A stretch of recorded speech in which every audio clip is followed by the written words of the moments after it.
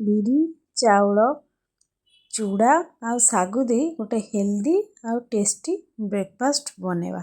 ନମସ୍କାର, Swati lifestyle YouTube ଚ୍ୟାନେଲକୁ ଆପଣମାନଙ୍କୁ ବହୁତ ବହୁତ ସ୍ୱାଗତ। ଆସନ୍ତୁ ଦେଖିବା ଟେଷ୍ଟି ଗୋଟେ ପିଠା ବନେଇବା।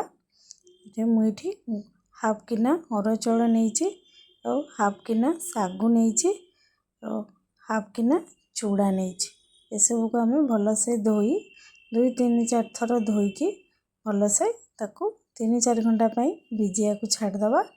ଏବେ ଆମେ ଗୋଟେ ଅଲଗା ଜାଗାରେ ହାଫ୍ କପ୍ରୁ କମ୍ ବିରି ଦେଇକି ତାକୁ ଭଲସେ ଧୋଇକି 2-4 ଥର ଭଲସେ ଧୋଇକି ତାକୁ ବି 2-3 ଘଣ୍ଟା ପାଇଁ ଭିଜିବାକୁ ଛାଡ଼ିଦେବା।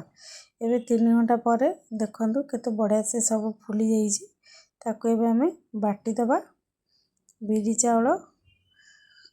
ଚାଉଳ ଶାଗୁ ଆଉ ଚୁଡ଼ାକୁ ବାଟିଦେବା। ଆଉ ଯେଉଁ ବିରି ଥିଲା ତାକୁ ବି ଅଲଗା ବାଟିଦେବା। ସବୁକୁ ଅଲଗା ଅଲଗା ବାଟିବେ।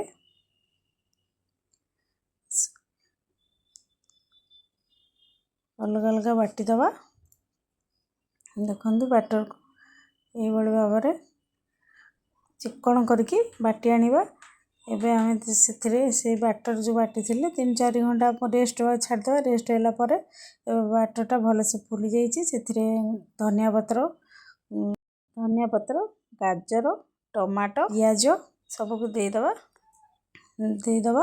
ଆଉ ଗୋଟେ ଛୋଟ ଆଳୁକୁ ମୁଁ କଦୁକସ କରିକି ରଖିଥିଲି ପାଣିରେ ଧୋଇକିରି ତାକୁ କଦୁକସ କରିକି ପାଣିରେ ଭିଜେଇକି ଆଳୁଟା କଳା ପଡ଼ିଯିବ ପାଣିରେ ନ ଭିଜେଇଲେ, ସେଥିପାଇଁ ମୁଁ ଭିଜେଇକି ରଖିଥିଲି ଆଳୁ।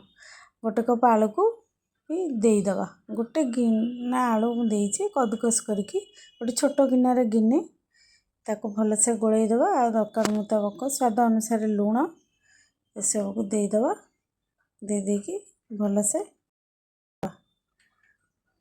ଗୋଳେଇ ଦେବା। ଗୋଳେଇ ସାରିଲା ପରେ ଗୋଟେ ପ୍ୟାନ୍ରେ ତେଲ ପକାଇକି ସେଥିରେ କିଛି ଫୁଟଣ ପାଇଁ ସୋରିଷ ଆଉ କଞ୍ଚା ଲଙ୍କା ଦେଇ ଛୁଙ୍କ କରିକି ତା ଦେହରେ ଦେଇଦେବା।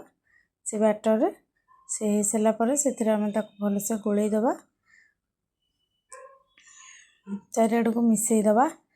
ସବୁ ମିଶାଇ ସାରିଲା ପରେ ଗୋଟେ ଗ୍ୟାସରେ ଗୋଟେ ଡିସ୍ରେ ପାଣି ଗରମ କରିକି ତାକୁ ଷ୍ଟ୍ରେନର୍ ଥୋଇଦେବା।